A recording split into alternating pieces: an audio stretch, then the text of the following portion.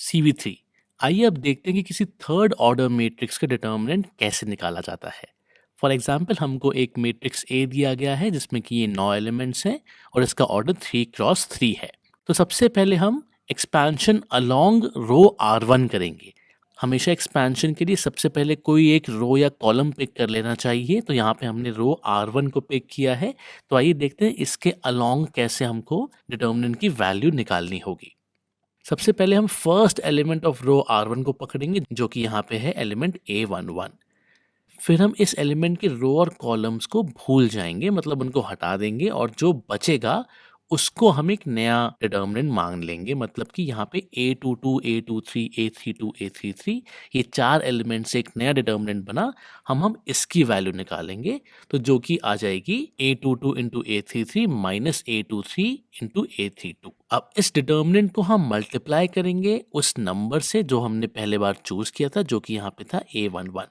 फिर हम इसको मल्टीप्लाई करेंगे -1 raise to power sum of suffixes of A11, मतलब -1 raise to power sum of suffix, मतलब कि ये वाला जो पार्ट है A11 का, इसके दोनों पार्ट का सम, मतलब कि -1 रेज टू पावर A11 है यहाँ पे, तो -1 रेज टू पावर 1 + 1। तो ये आ गया हमारा expansion along first element of row R1। Similarly अब हमको पहले 5 स्टेप रिपीट करने हैं रो R1 के बाकी दोनों एलिमेंट्स के लिए, मतलब कि A12 और A13 के लिए। तो हमने अब यहाँ पे A12 एलिमेंट पकड़ लिया है, इस पे भी हम वो पांचों स्टेप्स अप्लाई करेंगे तो हमारे पास आंसर आ जाएगा -1 रेज टू पावर 1 + 2। 1 + 2 क्यों आया? क्योंकि A12 है तो 1 और 2 को ऐड करना है, हमने यहाँ पे लिख दिया, इनटू A12 और determinant of A21 A33 minus A23 A31, मतलब कि ये वाला डिटर्मिनेंट हमारा यहाँ पे आ गया। सिमिलरली अब हम थर्ड एलिमेंट पकड़ते हैं A13 और उसके रो कॉलम को हटा के जो डिटर्मिनेंट बनता है उसकी वैल्यू लिखते हैं और उस पर सेम स्टेप्स को अप्लाई करते हैं तो हमारे पास आता है -1 रेज टू पावर 1 + 3। 1 + 3 क्यों आया? क्योंकि यहाँ पे एलिमेंट A13 है तो 1 और 3 को ऐड करेंगे into A13 and determinant of remaining elements, मतलब A21 A22 A31 A32। तो इस तरीके से हमने तीनों एलिमेंट्स के अलोंग एक्सपेंशन करके 3 टर्म्स बना लिए हैं। अब अगर हमको मैट्रिक्स ए की डिटर्मिनेंट की वैल्यू निकालनी है तो हमको इन तीनों टर्म्स को आपस में ऐड करना होगा, तो वो डिटर्मिनेंट ए की वैल्यू हो जाएगी। आइए जल्दी से इसको एक एग्जाम्पल से समझ लेते हैं। यहाँ पे हमको एक मैट्रिक्स ए दिया गया है 3 - 4 5 1 1 -2 2 3 1 और हमको बोला गया है कि along row R1 and along column C1 इसको एक्सपैंड करिए। तो आइए देखते हैं कैसे करना होगा। सबसे पहले हमने एक्सपैंड करना शुरू किया अलोंग रो R1 के। हमने सबसे पहले फर्स्ट एलिमेंट पकड़ा 3, वो है A11, तो -1 raise to power 1 + 1 into 3 element की value multiplied by determinant of remaining numbers, मतलब 1 - 2 3 1।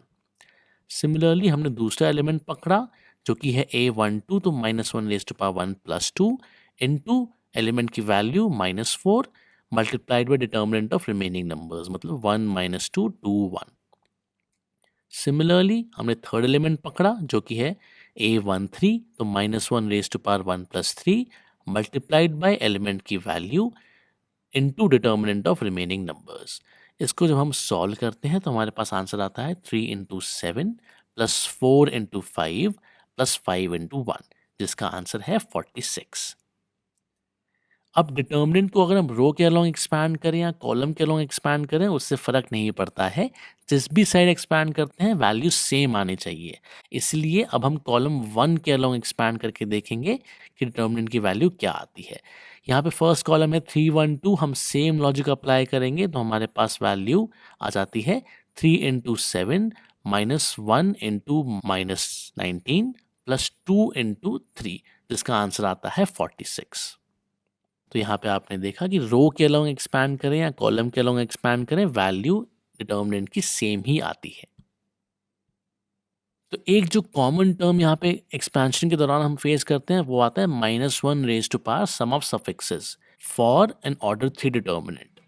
तो अगर हमारे पास एक 3 ऑर्डर के डिटर्मिनेंट है तो जो फर्स्ट कॉलम के एलिमेंट्स हैं अगर हम उसके सम ऑफ सफिक्सेस के साथ -1 की पावर को देखें तो वो आता है पॉजिटिव, नेगेटिव, पॉजिटिव। पॉजिटिव यहाँ पे आया 1 + 1 2, -1 रेज़ टू पावर 2 पॉजिटिव 1 आ गया। A21 के लिए -1 रेज़ टू पावर 3 आ गया, जो कि ऑड नंबर है तो नेगेटिव आ गया। 31 के लिए फिर से 4 आ गया, जो कि इवन नंबर है तो पॉजिटिव आ गया।